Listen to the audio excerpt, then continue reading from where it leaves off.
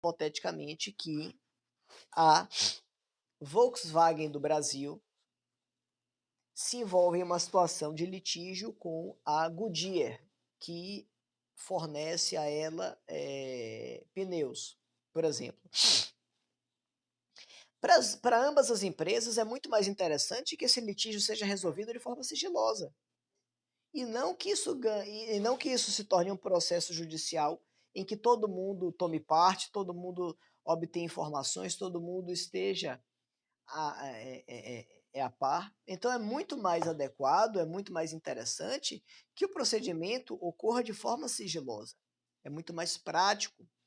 E, sobretudo, do ponto de vista econômico, é muito mais interessante. Por quê? Porque essas empresas atuarão e se pautarão em razão da sua imagem, certo? Então, muito dinheiro pode ser perdido quando uma situação de envolvendo a imagem da empresa é colocada à luz do grande público.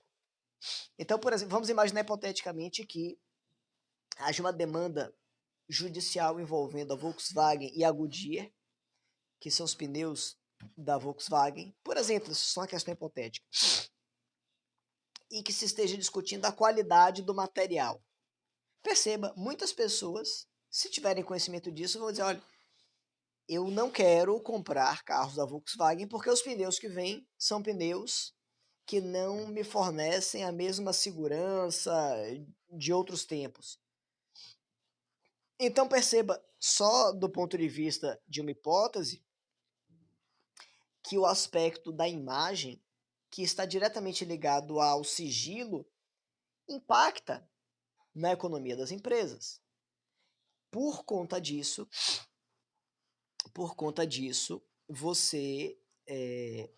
nós tivemos a criação da lei de arbitragem, que é a lei 9.307 de 96, e que se constituiu como sendo o primeiro marco efetivamente normativo dos mecanismos adequados de soluções de conflitos. Então, qual é o primeiro marco, qual é o primeiro elemento normativo de relevância tratando sobre os mecanismos adequados de soluções de conflitos? A lei de arbitragem, a lei 9.307 de 96. Por quê? Porque ela regulamentou de forma positivada, de forma efetivamente prevista em lei, sobre quais seriam os parâmetros das atividades de arbitragem e de que maneira essa arbitragem seria conduzida no nosso ordenamento interno. A preocupação com isso se deu também no sentido de se criar uma norma que fosse mais objetiva, que fosse menos burocrática.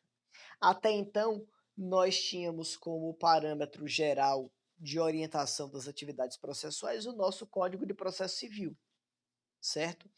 Então, o que é que a lei de arbitragem fez? A lei de arbitragem instituiu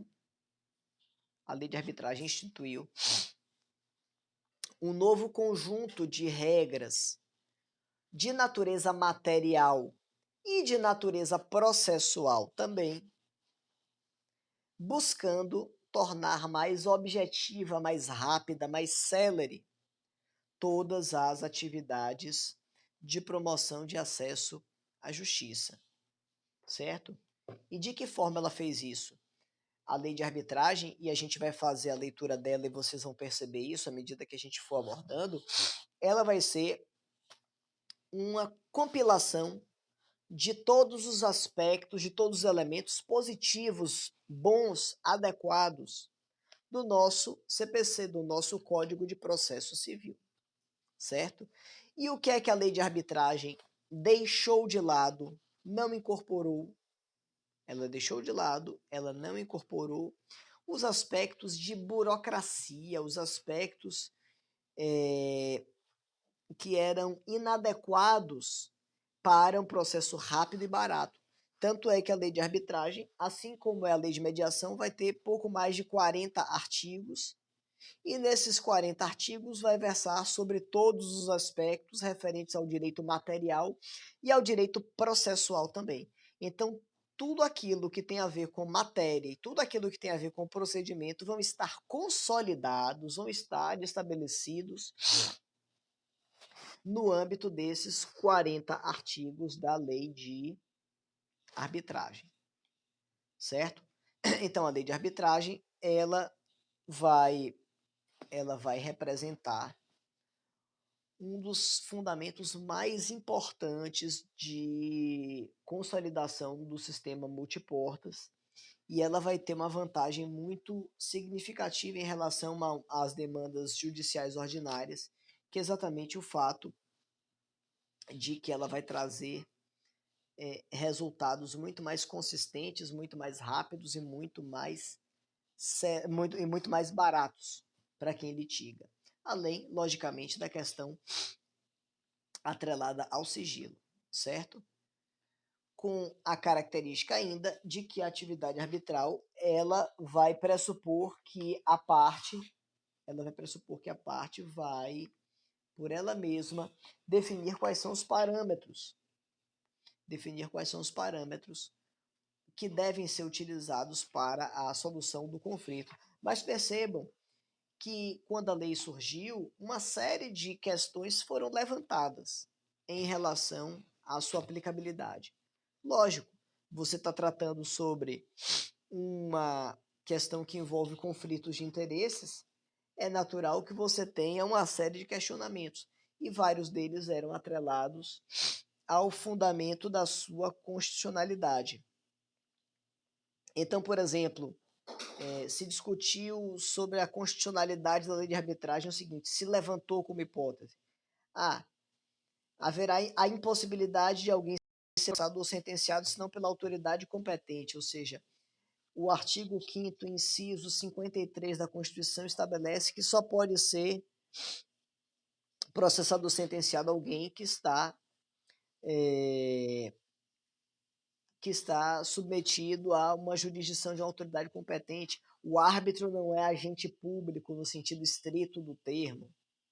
Na verdade, ele vai ser competente porque as partes lhe delegariam a prerrogativa de julgamento. Então, essa situação não se sustenta, certo?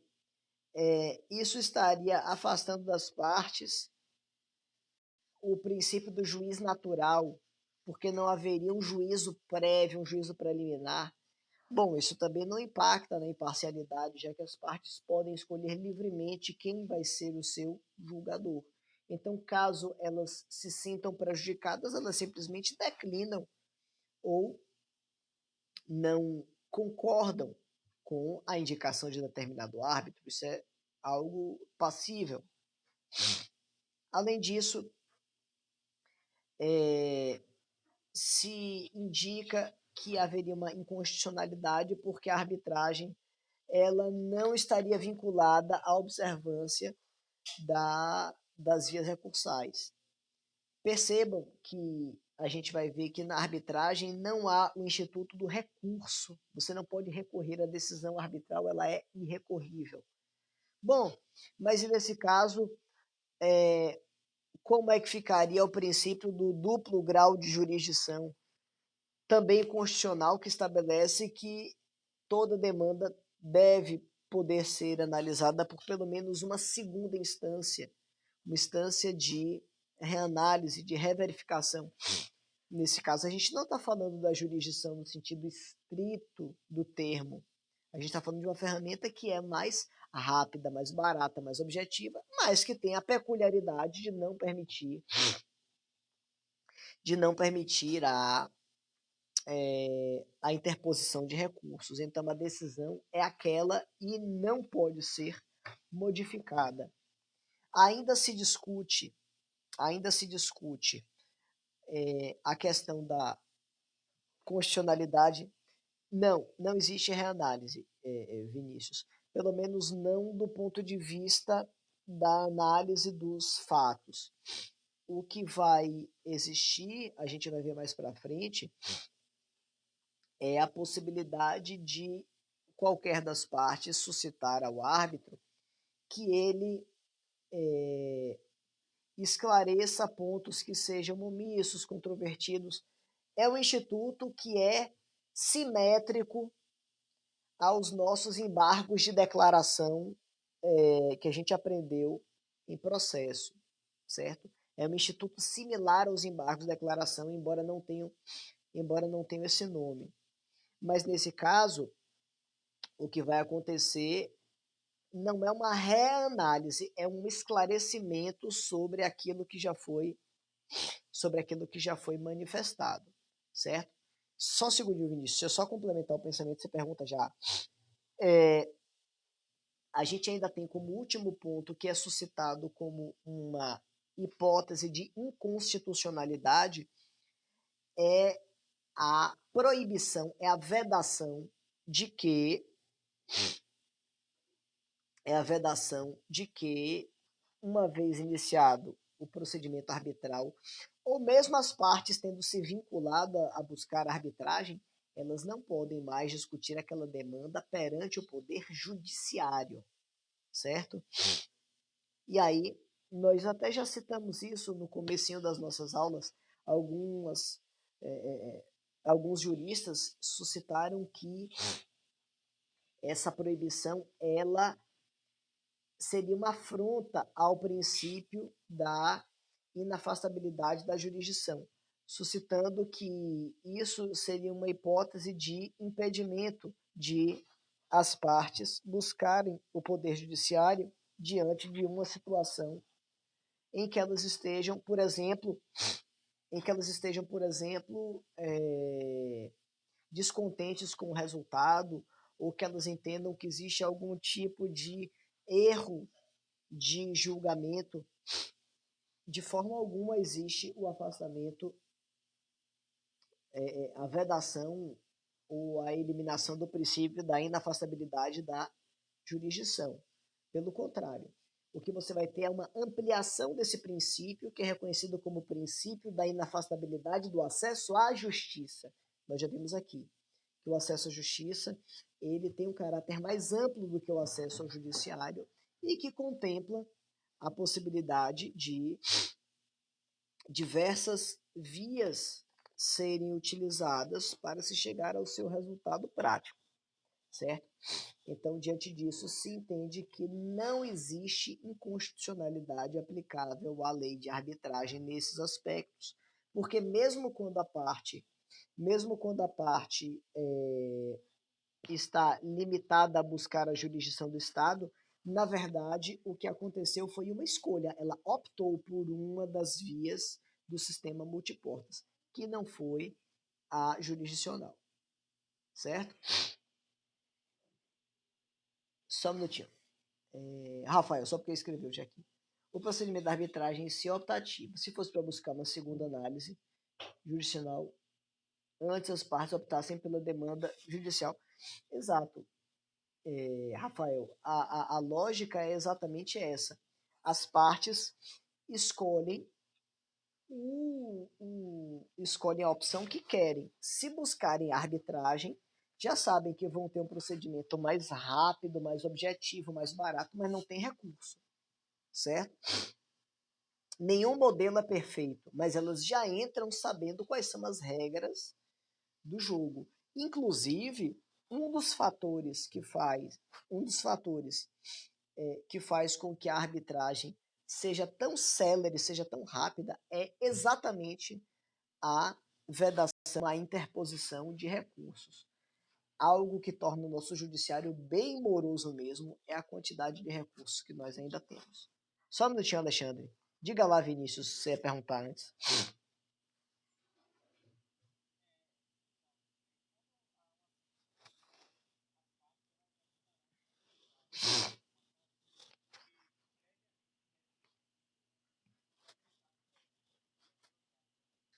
Aham.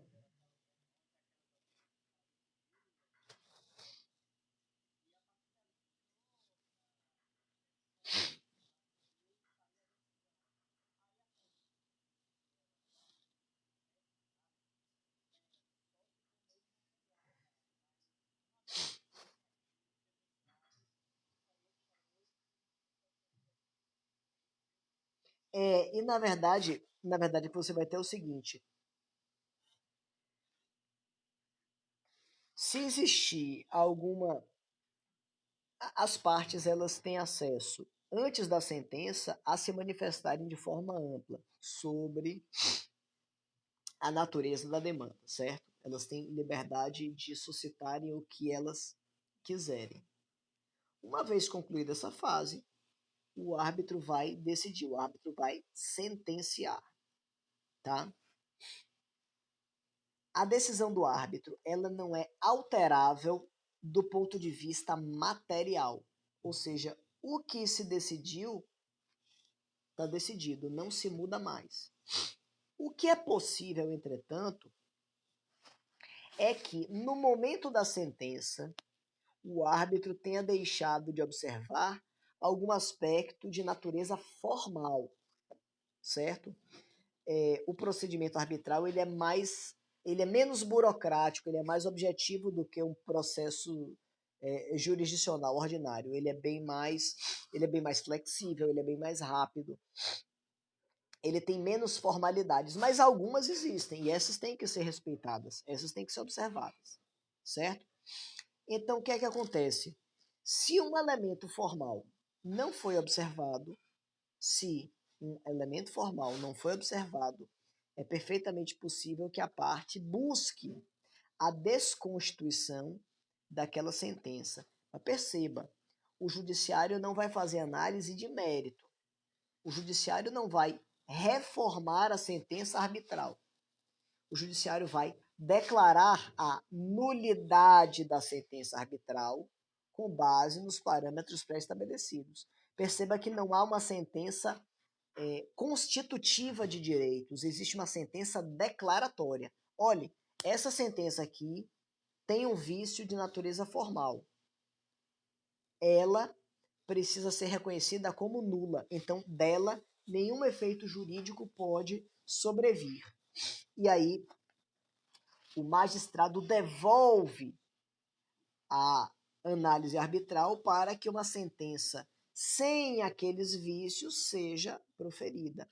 Mas o judiciário não tem o condão de alterar uma decisão da sentença arbitral, o que é mais do que adequado. Por quê? Porque se você abrisse a possibilidade do juiz reformar uma sentença arbitral, você acabaria, na verdade, transformando a via arbitral em uma instância preliminar ao judiciário. Eu vou buscar arbitragem e se a sentença não me for favorável, aí eu vou para o judiciário. Aí você tiraria completamente a segurança jurídica do instituto. Beleza? Alexandre, diga lá você, meu velho.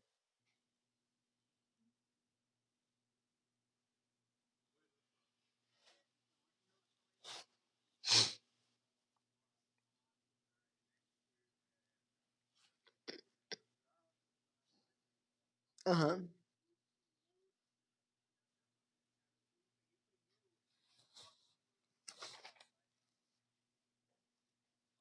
Foi. Beleza. Pronto. É a impossibilidade de alguém ser processado ou sentenciado, senão pela autoridade competente. Isso vai estar no artigo 5º, inciso 53 da Constituição Federal. Artigo 5º, 53 da Constituição. O que é que se discutia? Se dizia o seguinte, bom, o camarada só pode ser processado e sentenciado por uma autoridade competente e o árbitro não é um agente público. Só tem que naquele momento, lá no meado da década de 90, não se tinha ainda a compreensão de que a prerrogativa de julgar ela não decorre apenas da Constituição ou da lei, mas ela pode decorrer também da vontade das partes, que é exatamente o fundamento da lei de arbitragem, em que você tem duas pessoas que atribuem, delegam a um terceiro a prerrogativa dele decidir sobre uma questão envolvendo aquelas duas, certo? Isso só foi consolidado de forma mais objetiva a partir da emenda constitucional número 45 de 2004, certo? A partir da emenda 45 é que você teve o reconhecimento dessa condição, sobretudo porque foi através dela que se estabeleceu o reconhecimento das sentenças arbitrais como títulos executivos judiciais, certo? O que fez com que o árbitro ele fosse equiparado ao agente público no momento em que ele está realizando a atividade arbitral, certo? Bom, se o árbitro pode proferir uma decisão que tem peso de título executivo judicial, eu estou equiparando a produção de efeitos da sentença arbitral e da sentença judicial. Logo, a discussão sobre a competência ou não para proferir sentenças, ela se afasta, ela cai por terra. Beleza? Tranquilo? Nada mesmo.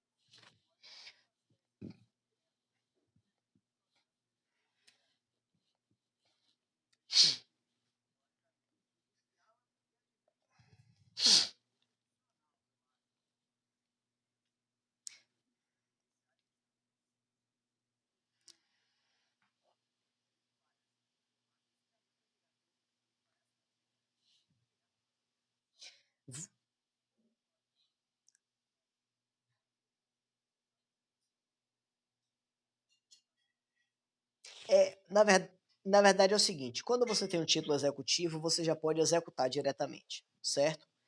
Qual é a diferença substancial entre o título judicial e o extrajudicial? É que você precisa, não é que você precisa, é que você tem um grau de liberdade de discussão sobre a natureza do título extrajudicial muito maior do que um título executivo judicial. Vou te dar um exemplo. Um cheque.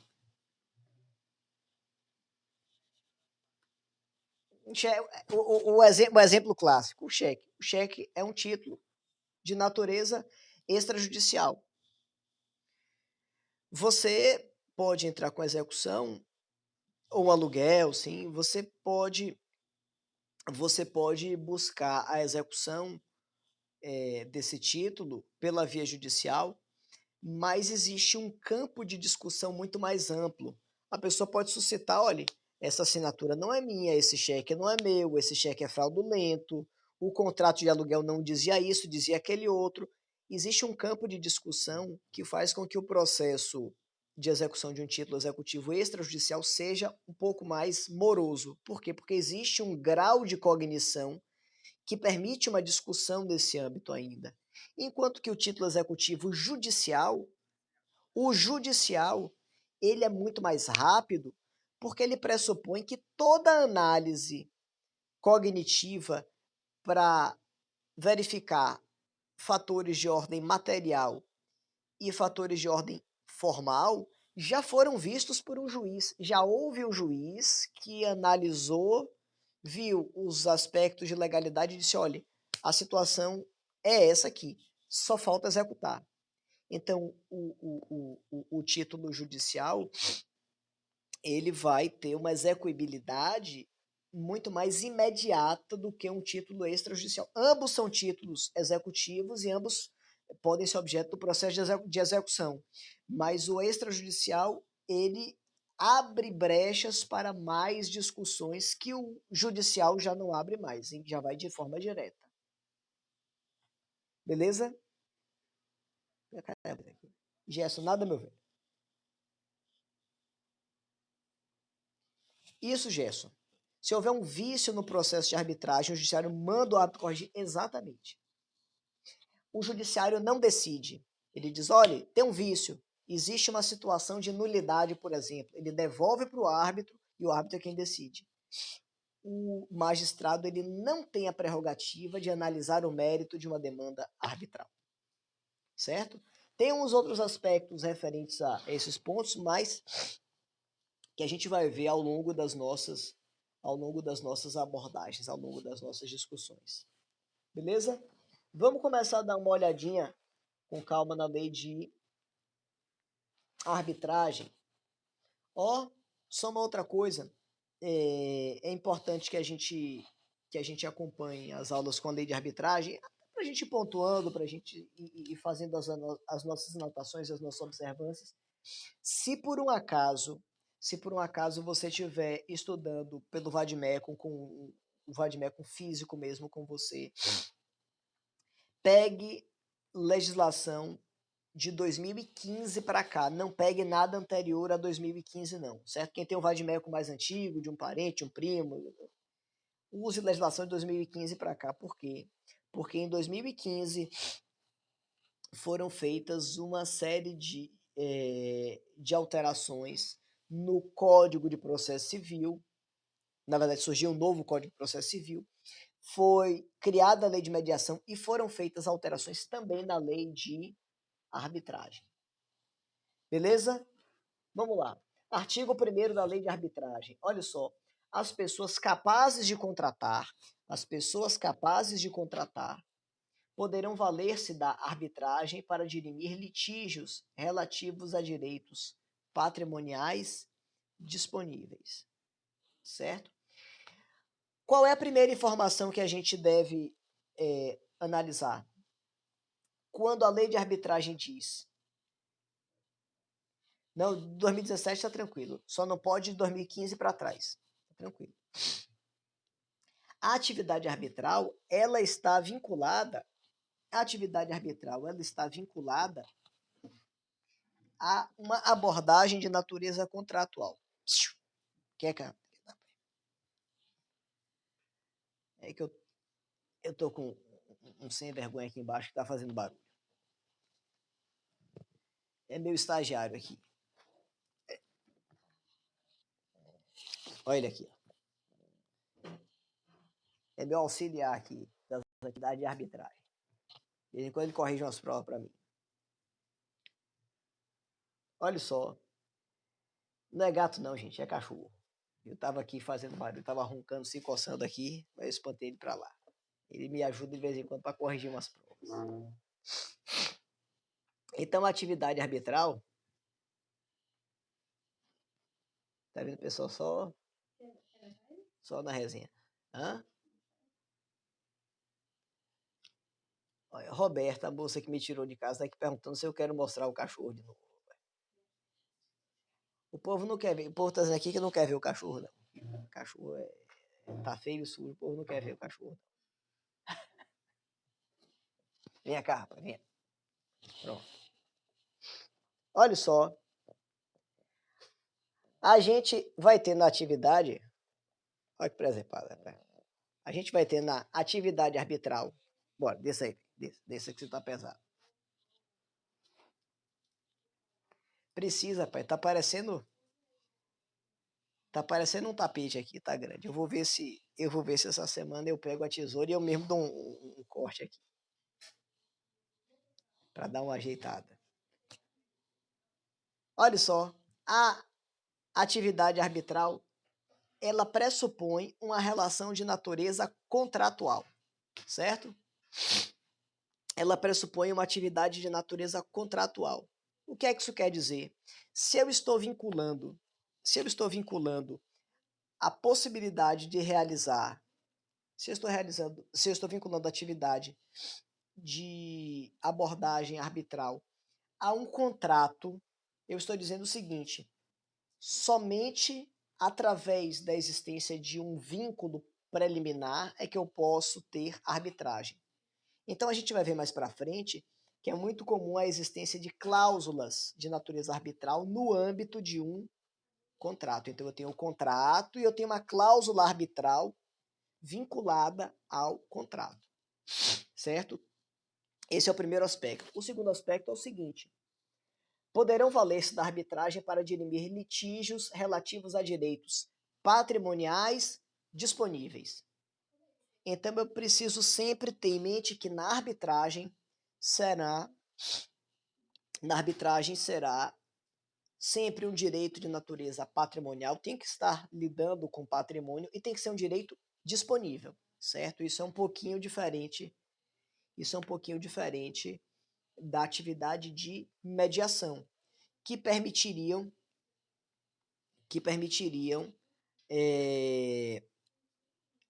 a análise de direitos disponíveis e de direitos indisponíveis passíveis de transação jurídica. Tem uma diferença pequena, certo? Ô, Cristiano, eu vou ver a data da AV2. Ainda eu não tenho aqui de cabeça não, mas eu pontuo para vocês, podem ficar tranquilos. Não, Gerson. A lei 9.307/96 é a lei de arbitragem, que é essa que a gente está estudando, certo? A anterior era a 13.140 de 2015, viu? A 13.140 é a de mediação, que a gente já viu, e agora a gente está vendo a 9.307, que é a lei de arbitragem, que é a que está valendo. Beleza? Olha só, inovações já do ano de 2015, elementos de novidade na nossa lei de arbitragem. Parágrafo 1º. A administração pública, direta e indireta, poderá utilizar-se da arbitragem para dirimir conflitos relativos a direitos patrimoniais disponíveis. Então, primeira inovação de 2015. A administração pública, a partir de agora, já pode se utilizar da arbitragem para desenvolver, para buscar a resolução de situações conflituosas atreladas a direitos patrimoniais disponíveis. Parágrafo 2º. A autoridade ou órgão competente da administração pública direta para a celebração de convenção de arbitragem é a mesma para a realização de acordos ou transações. Só para a gente entender. Existe a possibilidade de você estabelecer um vínculo anterior ao surgimento do conflito para que as partes estejam vinculadas, para que as partes estejam atreladas para resolver aquela situação controversa, certo? Então, antes de surgir o conflito, eu já defino preliminarmente a via da arbitragem para que ela seja utilizada diante de uma situação conflituosa. O que é que a gente tem em relação a isso? A gente tem que a lei de arbitragem, ela diz que a autoridade que tem a possibilidade de instituir, de firmar esse vínculo, de realizar essa cláusula, de formalizar essa cláusula arbitral, também vai ser responsável por realizar os acordos e as próprias transações decorrentes da resolução deste conflito. Ou seja, a administração pública ela pode tanto se vincular anteriormente a submeter-se à atividade arbitral, como também a realizar acordos e transações envolvendo a arbitragem. Nada mais coerente. Quem se vinculou antes tem que ter a possibilidade de decidir se é adequado ou não fazer aquele acordo. Beleza? Esses dois parágrafos, o primeiro e o segundo do artigo 1º, são inovações trazidas em 2015, que agregou a atividade arbitral, que agregou a administração pública à atividade arbitral, certo? Antes de 2015 era só entre particulares. O Estado estava fora dessa jogada, certo? Artigo 2º. A arbitragem poderá ser de direito ou de equidade, a critério das partes. A arbitragem será de direito ou de equidade, a critério das partes. Vamos lá. De que se trata a arbitragem de direito? Quando a gente fala em arbitragem de direito, a gente se refere à possibilidade de condução da atividade arbitral pelo árbitro, se utilizando da legislação formal para decidir aquela situação conflituosa, certo? Então, na arbitragem de direito, o árbitro vai se utilizar de legislação formal para fundamentar a sua decisão. O Código Civil, o Código de Defesa do Consumidor, a Lei de Locações, o Estatuto do Condomínio tal, ou o regimento da empresa tal, ou o Código de Ética tal. Existe a possibilidade, nesse aspecto, da arbitragem de direito de se direcionar um conjunto de normas jurídicas que vão servir como fundamento para aquela decisão que vai ser proferida, certo? E o que é arbitragem por equidade ou arbitragem de equidade? A arbitragem de equidade é a possibilidade, a arbitragem de equidade é a possibilidade de, ao critério e à vontade das partes, essas partes decidirem que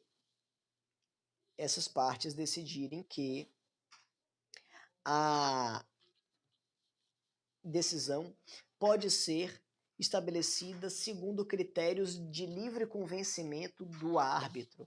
Ou seja,